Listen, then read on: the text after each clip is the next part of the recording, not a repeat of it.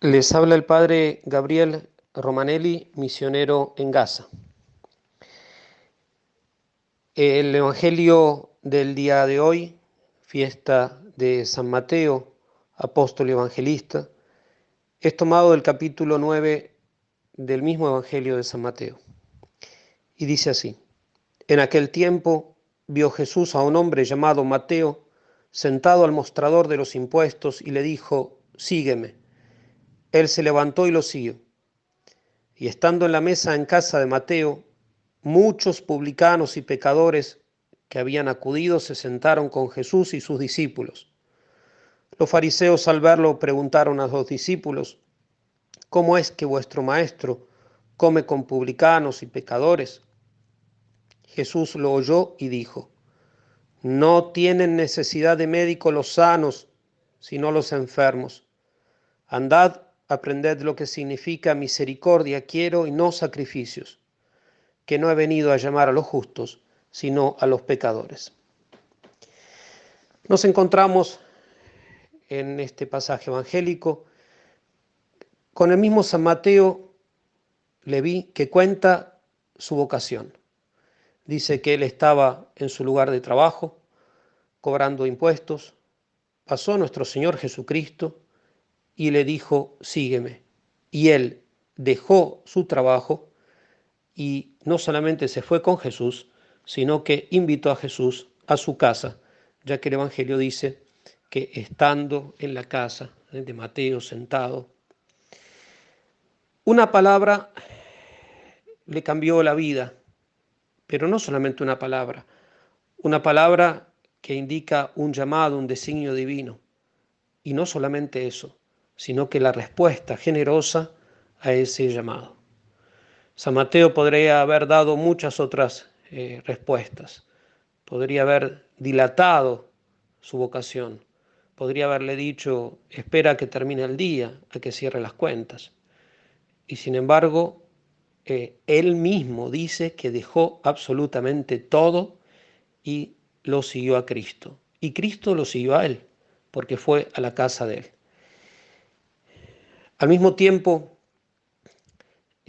su conversión y su respuesta a la vocación fue ocasión, y más aún podríamos decir fue causa, de que otros pecadores y publicanos se sentaran a la mesa con Jesús para escucharlo, mirarlo, imitarlo, amarlo, seguirlo. ¿Cuántos habrán comenzado a ser discípulos de Cristo en ese día bendito?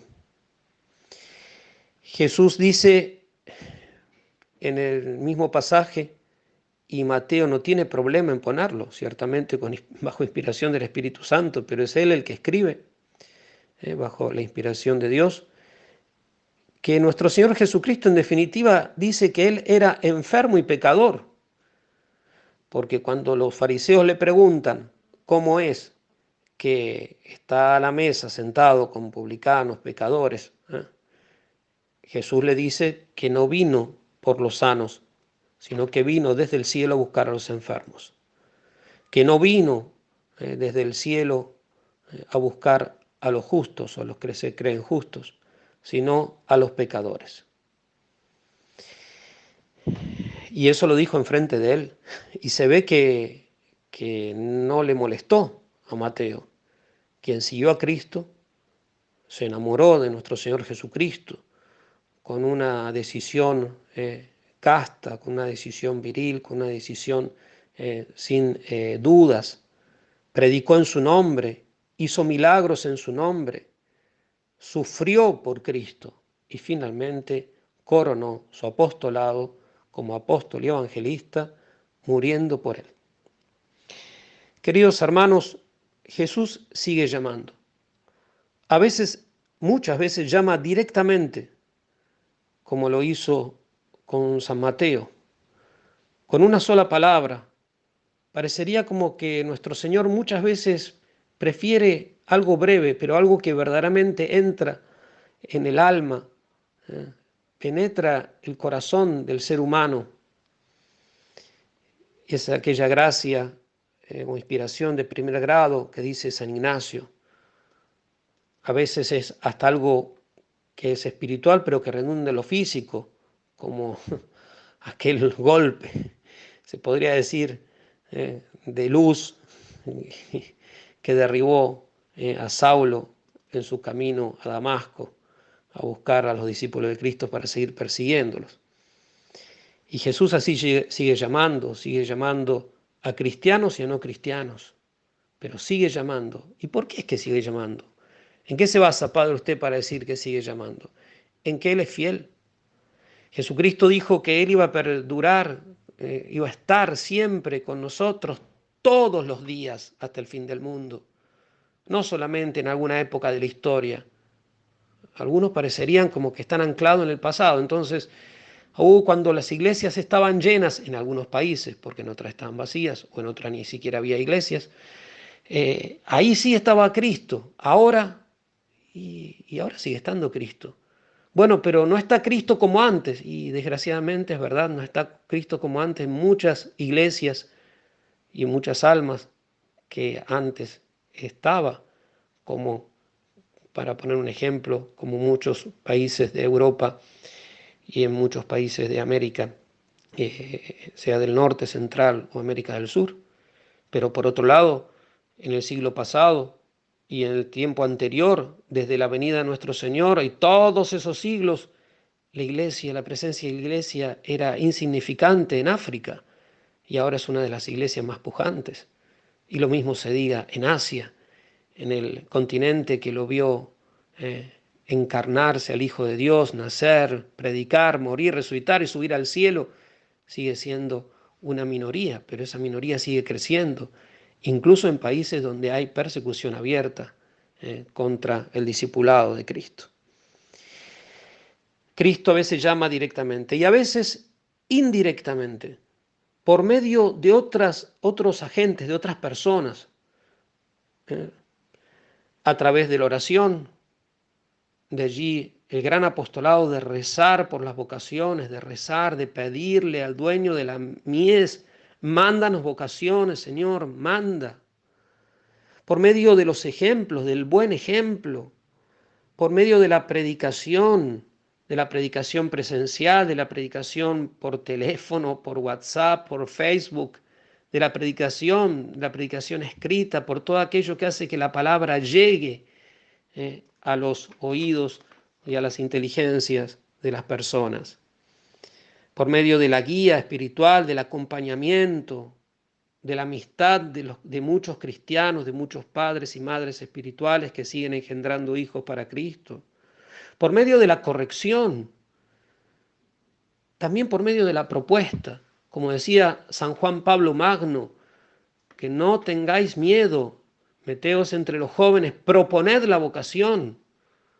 Muchas veces nosotros tenemos un montón de reparos, casi como si nosotros hubiésemos estado en esa situación cuando nuestro Señor Jesucristo le dijo, sígueme a Mateo, nosotros casi como que hubiésemos dicho, espera Señor, es algo imprudente, o Mateo, piénsalo bien, ¿cómo vas a dejar acá la mesa de impuestos? ¿Cómo ahora vas a dejar tu trabajo? ¿Cómo vas a dejar tu universidad a mitad de camino?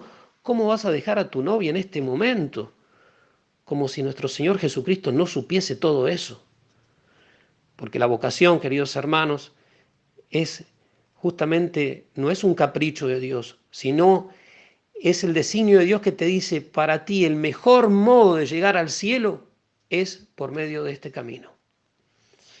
Por eso es que no tengamos miedo de pedir a Cristo que llene verdaderamente el mundo de sus discípulos, en especial que envíe numerosísimos religiosos y religiosas, y más particularmente que envíe numerosos y santos sacerdotes, religiosos y diocesanos, ya que ellos perpetúan la presencia real, verdadera y sustancial de Cristo. Ellos perpetúan esa presencia benéfica, pacífica y pacificadora, esa presencia que continúa a desbaratar los planes del demonio y sus secuaces y hacer que crezca el reino de Cristo, la Santa Iglesia Católica, esa presencia que ayuda a perseverar en la fe, en la esperanza y en la caridad, y esa presencia que misteriosamente preserva de tantos males y pecados a toda la humanidad, incluso a aquellos que aún no lo conocen o que no lo quieren conocer o que no lo aman o que no lo quieren amar.